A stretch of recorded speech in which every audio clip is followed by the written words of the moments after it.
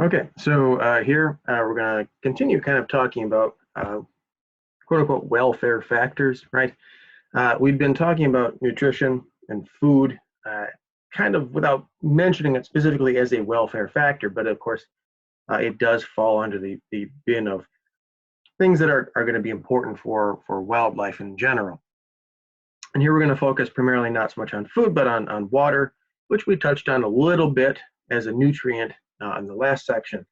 But here, kind of speaking more specifically about how animals are going to utilize water, ways in which we can manage for water, things of that nature, and then some related welfare factors that are going to get their own subheading here. So, water, right? Well, it's hard to overstate how important water is. Life itself evolved in the water, right? Not only vertebrate life, things like you and me and most of the animals that we would manage for, but life just in general. And because of that origin, our bodies are built around it, right? And we require it, as far as we know, for all animals, right? We have yet to encounter an animal that does not require it. And as far as where animals are going to get their water, we think about this a lot, this notion of free water, right? And this is what, comes out of your tap, right? And this is just water, right? So it might be for, wildlife, it might be a stream, a pond, a lake, whatever, but water in its water form. Surprisingly, not that important, honestly. Really not a big factor for most animals, although we are going to talk about how to manage for it. Where most animals are going to get most of their water is from these last two, right? So we talk about preformed water. Now this is water that they're going to get out of food, particularly if you eat plants. There's a lot of water in plants and plant cells, but also if you eat animal tissues, you get a lot of preformed water in blood, in extracellular fluid, and all kinds of stuff. So this is a big factor for most wildlife. And then finally, we haven't really talked about this at all, but we also produce, all life as far as we know, produces a lot of water metabolically. One of the waste products of normal ATP synthesis, right? We think about carbon dioxide, but the other thing that happens for every molecule of carbon dioxide, we also produce a molecule of water. And that water, metabolic water, is actually a pretty important source of water for a lot of animals also. In particular, we talk about small animals, so things in the order of a mouse or so. This metabolic water can be a pretty major contributor to their overall water budget. And in fact, the combination of these two things, right, preformed and metabolic water, is often enough for relatively small animals to get by with rarely or sometimes never actually drinking quote unquote free water. As far as where animals get that, right, again, birds and mammals, the animals that we're talking about managing, they get most of it from preformed water. That's really, honestly, the #1 source, okay? Large herbivores, again, same deal here. So not necessarily game animals, but things like cows and stuff like that. Also, most of this water from those two sources. But if those two sources are unavailable, we are, of course, going to have some free water. So generally speaking, when we talk about, say, cattle management, things like that, or big farming, ranching, things like that, a lot of times we do end up providing free water to those animals because the feed we give them is dried food. So we get a lot of dried kernel corn, things like that, that don't have as much of this preformed water in it as it would if they were out grazing on those things in the wild. Now, I don't want to talk too much about this because it's a little bit outside the scope of really where we're going. But one of the reasons this becomes so very important for animals is that a lot of physiological processes in the body require water, right? Your blood is somewhere between 60–70% water. The inside of your cells is majority water, okay?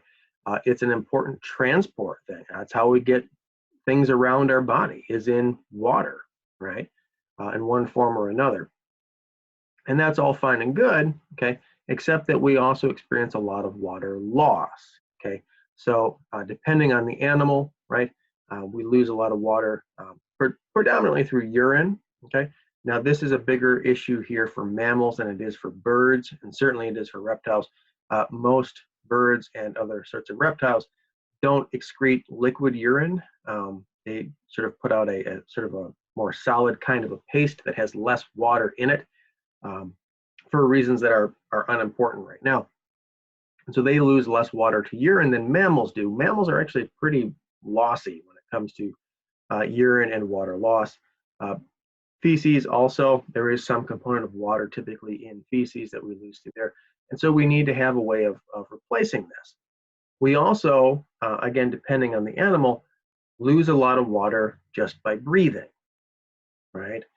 As you breathe out, and this is one of the reasons that diseases are easily spread this way, right, is in that breath out, there's a lot of water vapor in it, right? And so that water is then also lost to us. And so we have to replace all of these different sources of water loss in order to maintain balance within our bodies. One of the other sorts of unsung ideas behind how animals use water is through thermal regulation. Water stores a lot of heat energy.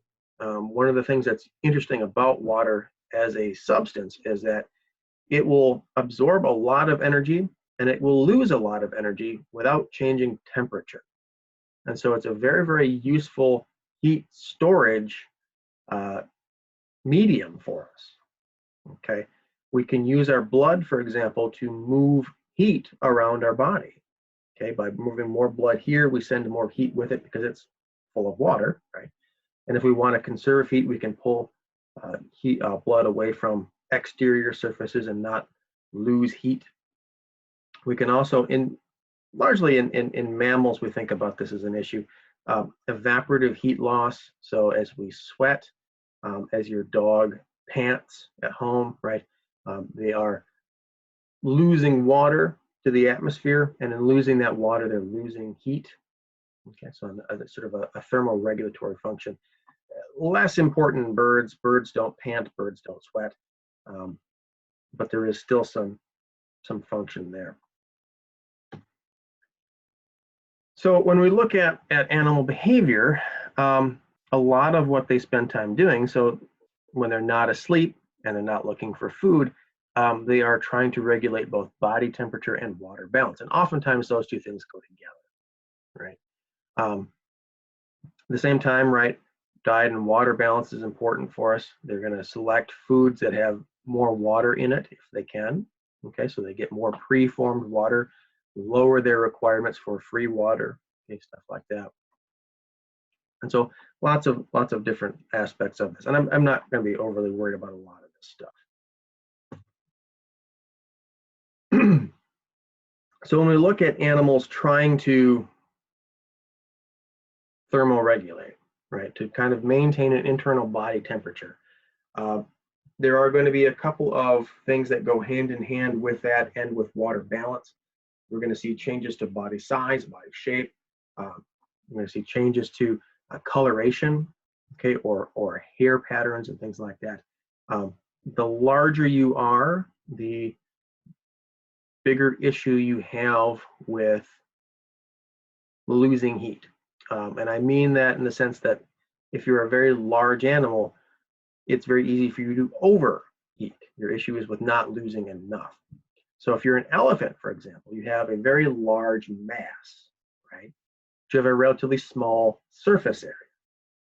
That large mass is producing a lot of heat, but that small surface area is not sending it off into the atmosphere. And so we get things like big floppy ears on elephants, right? Kind of getting into the shape aspect of it, where big floppy ears add a lot of surface area, but not a lot of mass. And so they're a way for these animals to get rid of excess heat. On the other hand, if you're small, if you're a mouse, I mean, think about mice, right? They don't have massive ears. They don't have a lot of big floppy parts that stick off of them. They're pretty small, they're pretty compact, because they have the opposite issue. They have a lot of surface area and not a lot of body mass. So they don't make much heat and they lose a lot of heat. And so those two things are going to combine to more of a compact shape. A bigger animal is going to have more parts that stick off, more floppy parts, right? Again, just to try to manage this thermal regulation.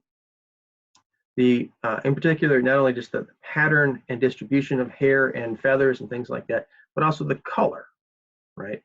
A darker color is going to absorb more heat, and lighter color is going to reflect more of it.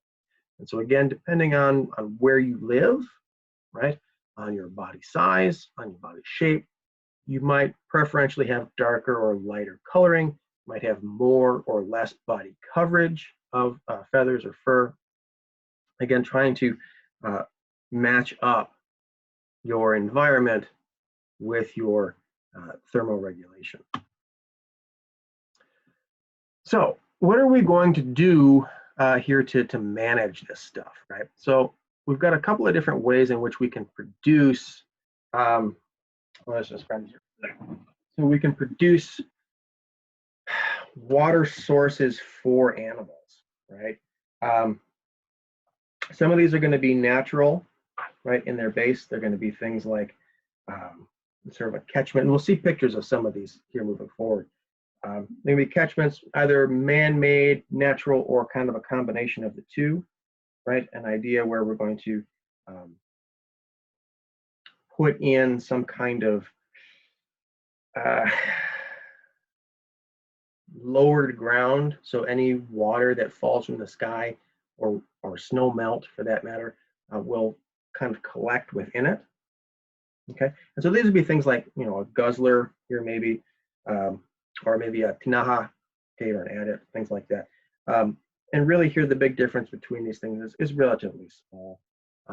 We'll come back to this slide here in a second. So this is an example here of a catchment, right? This is a, you can kind of see here it's marked off as game water, but we've got kind of a built-in structure here, kind of isolating this little gully here so that the relatively rare rain that does come in can come in and actually do that.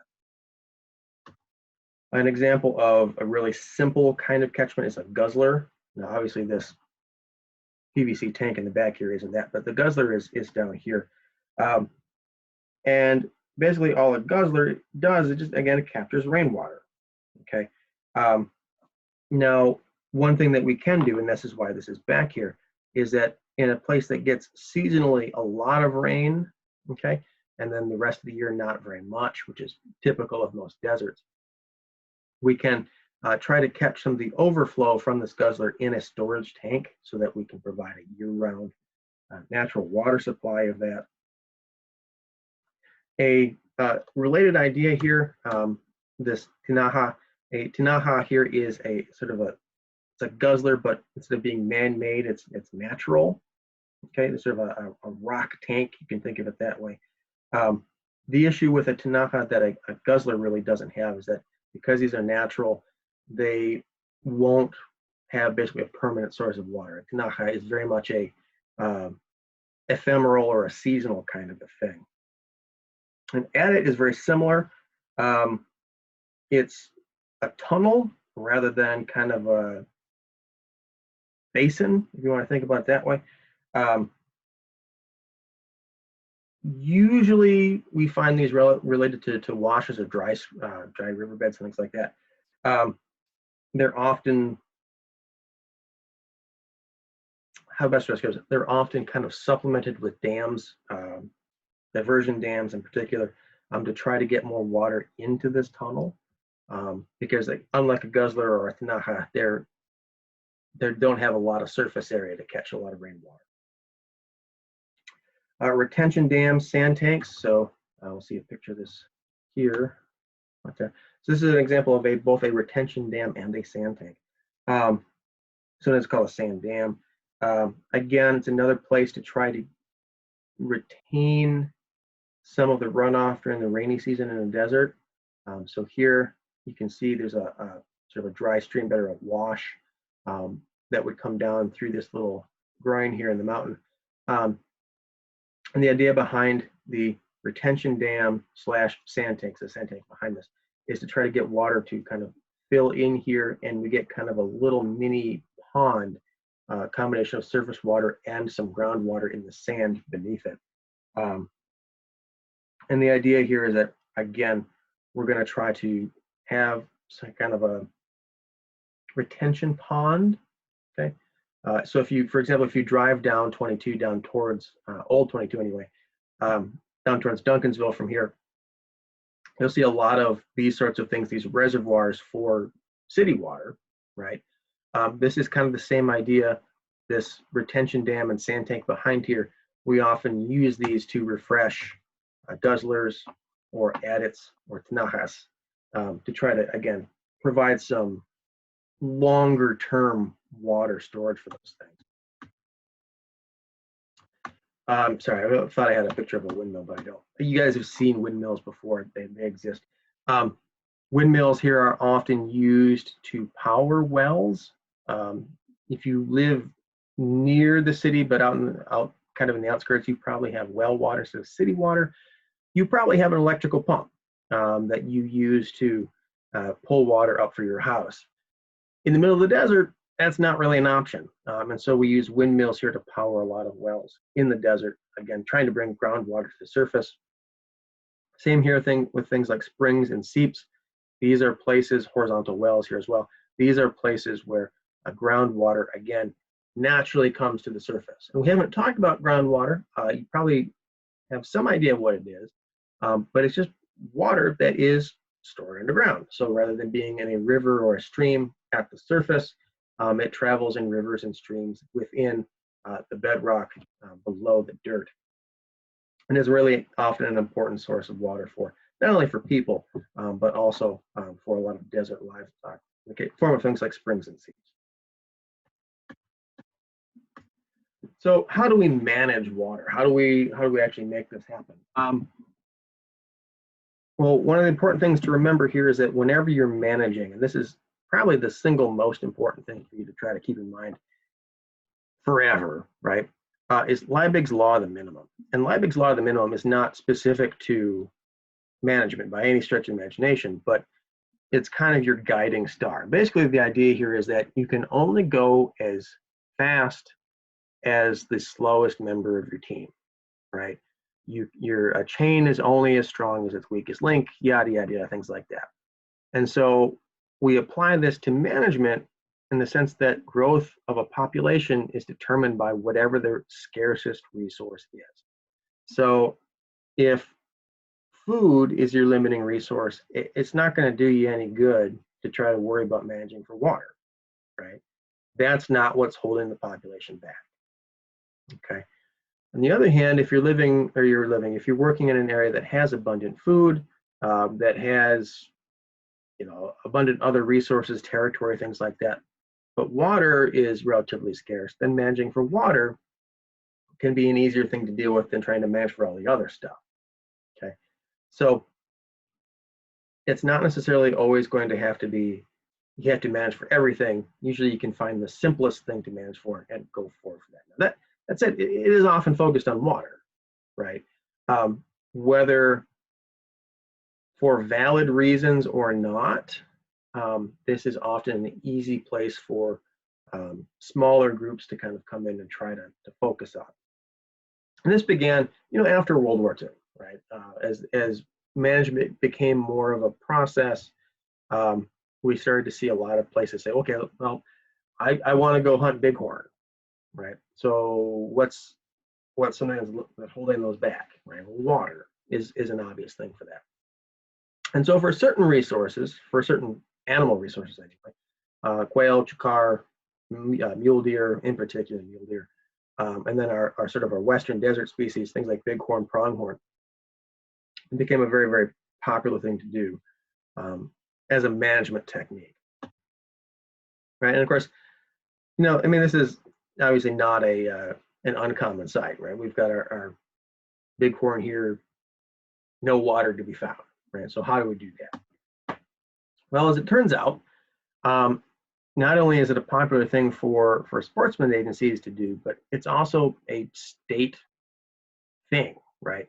Most Western states, it might actually be 11 of 11 now, have some kind of water management program.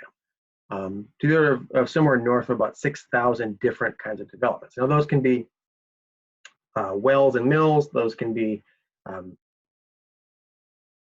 anything from a catchment pond up to something really more elaborate than that. And it's something we spend a lot of money on, right? $1 million a year in terms of wildlife management is an unassailable fortune. It's not like what we spend on military budget or anything else, right? This is a shockingly large amount of money. But we don't actually know how effective any of it is. It's a band-aid, right? It's an easy solution, it's low-hanging fruit, right? And it's an easy thing to do and say, oh, look, we did something, right? We don't actually know always how effective it actually is. And while there might be some positive effects here, there's also a pretty good chance that there's some negative effects that go around with building in a lot of these additional water resources. So what do I mean by that? Well, in terms of benefits, right, these probably not surprising, right? If there's more water, right, we go back to Liebig's law, right? If water is the limiting factor, we're more likely to have more animals, right? By putting in more water resources in more different places, we increase the amount of available habitat, make the habitat better, okay? And these three things, right, potentially have the capacity to aid in recovery, right, of some of these special status things. So things that are threatened, are endangered. These species here in particular need a lot of help. And so the possibility is that we can really kind of give them some space to be, doing something relatively simple like providing water. But, okay, well, what happens anytime there's a watering hole? You guys have seen the Discovery Channel, right?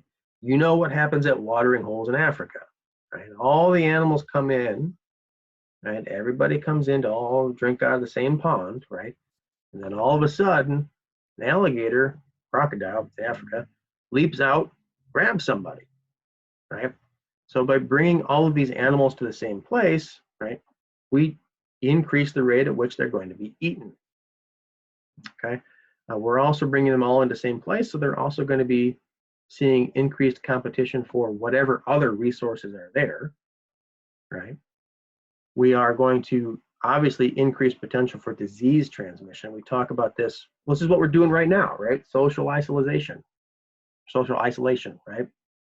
We're staying far away from each other so we don't give each other COVID-19, right? Well, if you bring a bunch of animals all together and one of them's got TB, right, or one of them's got encephalitis or whatever else, well, the closer you bring them together, the more likely those diseases are to spread, okay? So this is a surprisingly large problem, okay? You get a bunch of animals all in the same area, they're all gonna go to the bathroom, they're all gonna kind of trample around, and so the water not only gets muddier, right, and less clear, more crap gets kind of pulled up in it, but also literally more crap ends up in it. Urine, feces, things like that get into the water and really lower that water quality quite a bit. So even though it's providing water, the water itself can actually be quite bad, to the point where it can actually lead to direct mortality, right? Animals can die from drinking bad water. It does happen. Another thing that we need to worry about is that as we bring more animals closer together, they have to eat something, and so the local vegetation gets cleaned out. So let's look at some examples here of where we have seen some research done on what's happening with some of these wildlife species. Mule deer, kind of an interesting story. When we really, the one big study that we've done here is in New Mexico. Back in the late 60s, they put in a bunch of water tanks, right? A lot of new water sources out in New Mexico. And for the first 5 or so years, there was a pretty good increase, okay?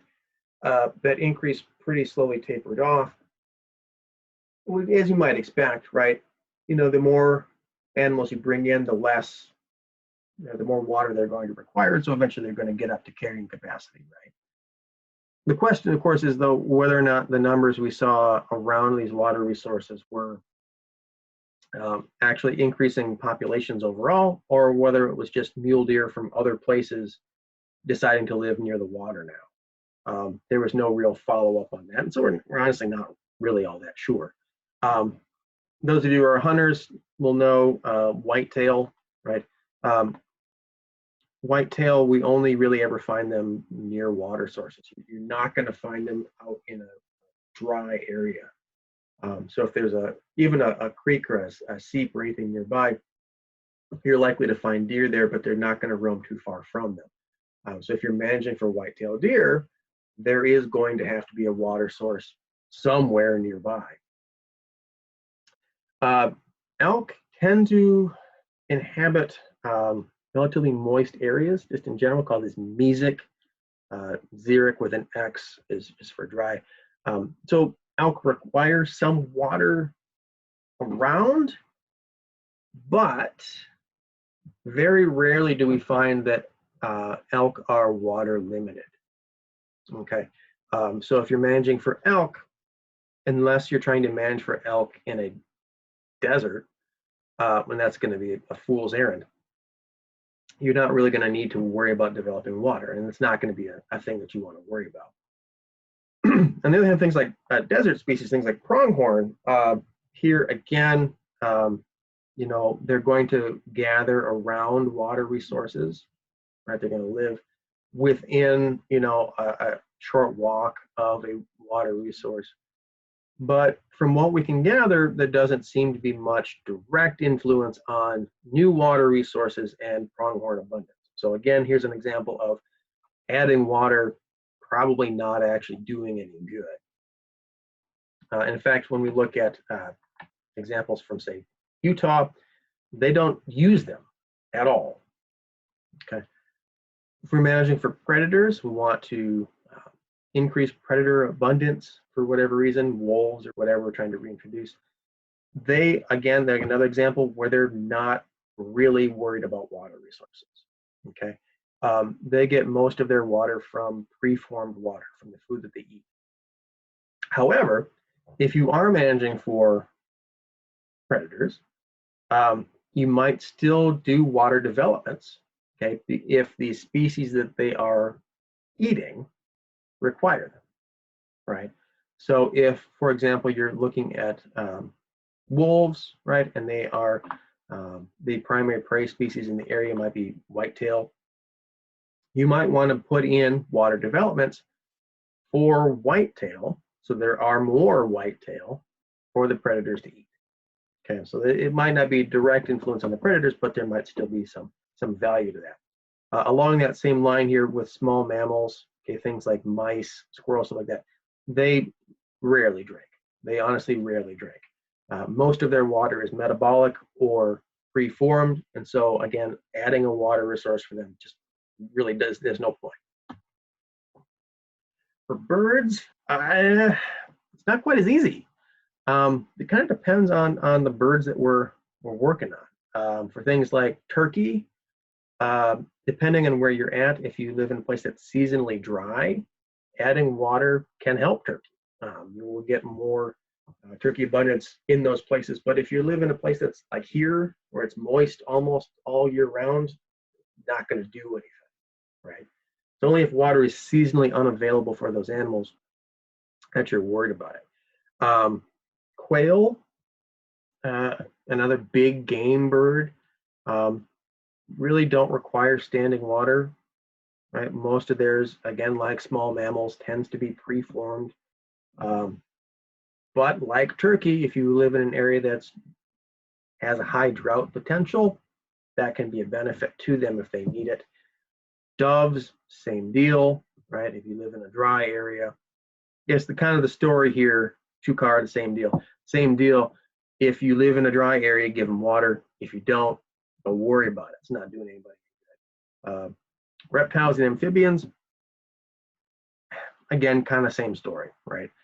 Take home message, right? Pay attention to where you're working, pay attention to where you're living. that will guide you on whether or not adding a water development is going to be worth the money you would spend on it. Now, getting away from water here a little bit, kind of stepping back a little bit, another big important need for a lot of these animals is cover. Okay, and cover is related almost always, although not entirely, to water availability, because most cover that we worry about, at least as a management thing, is going to be vegetation. And if there's no water, there's no plants, right? And cover, just in general, if we think about it as what it is, it's shelter, right? Shelter for doing all kinds of different things. We think about it like hiding, right, or sleeping. We put our nests in cover, right, so they're not exposed. They can be places occasionally where we do some feeding, right? Really, the idea here is lots of activities that we are vulnerable doing, okay, where we would want to maybe be away from the prying eyes of something that would eat us, okay. We can also utilize cover for other purposes, right? Protection here from the elements, right? So called thermal cover is when we're trying to cool down, right? So when it's 1,000,000 degrees outside, right, and you're going to go sit in the shade for a little while, that's the same idea, right? We're going to try to huddle in, shelter away from heat, also from cold, right, or from snow. Again, trying to give ourselves a little micro environment that's a little less harsh than the macro environment kind of around us. Problem with managing for cover is that every animal really utilizes cover in a different way and requires different sorts of cover. And tacking onto that, usually what happens, and this is kind of one of the major dilemmas you're going to find managing in general, is that if you do something to help one animal out, you kind of screwed over another one, right? Cover here is no different. Usually managing for one kind of cover means removing a different kind of cover. Or sometimes you can throw predator-prey dynamics out of whack, which we'll cover in the next chapter. And so it's a very tricky, challenging thing to do. And honestly, again, like with water development, there's not a lot of follow-up research on what we're doing here and what effect it actually does end up happening. Okay, last thing we'll talk about here, we'll call them quote unquote, what we'll call quote unquote special factors. Special factors are the kind of like vitamins and minerals, right? They're necessary, but in limited doses. Okay, so the things that we'll use only briefly, right, or only a little bit, or sometimes both, right? And so things like salt licks that we talked about before, right? Mud baths, okay, so when we talk about, particularly for warm seasons, a lot of animals will use a mud bath to not only protect them from the sun, but also as a protection against insects, okay? Bear dens, things like that, lambing areas, lek areas. We haven't talked about what a lek is. A lek is a mating behavior, kind of like the singles bar mating behavior. Typically what a lek ends up being is all of the males kind of line up and do their thing, and the females walk by and pick one. So in order for those males to kind of be in one place and show off, they have to have a special place where they're exposed, they can be seen. So this is something they're only going to utilize during that mating season, but it's really, really important. And so limiting any one of these things, even though they're small use, small time, again, go back to Liebig, lack of one of these things can really limit distribution and abundance in some cases. So to summarize, water cover, everybody's got to have it, right? And the problem with both of these two things as being essential is that they're both really tricky to manage, and we don't really have a lot of idea how to manage them in a lot of cases. But they are oftentimes limiting factors for us, We spend a lot of time and money figuring out water, but we don't actually know if it's doing any good, right? And that's typical, right? That's government work, right? You spend a lot of money on something and you have no idea if it's doing any good. Cover, we don't spend a lot of money on, spend a lot of time worrying about it. We do it, we manage for it, but again, no idea if it's doing any good half the time. A lot of unforeseen consequences that are often part and parcel with this sort of stuff. Okay, so that's going to be water and cover and other things. When we come back in the next video, we'll talk about, I believe we'll be talking about predator-prey interactions, which are always fun, a little more concrete, certainly a lot of evidence-based science behind it, so let's definitely understand just a little bit better.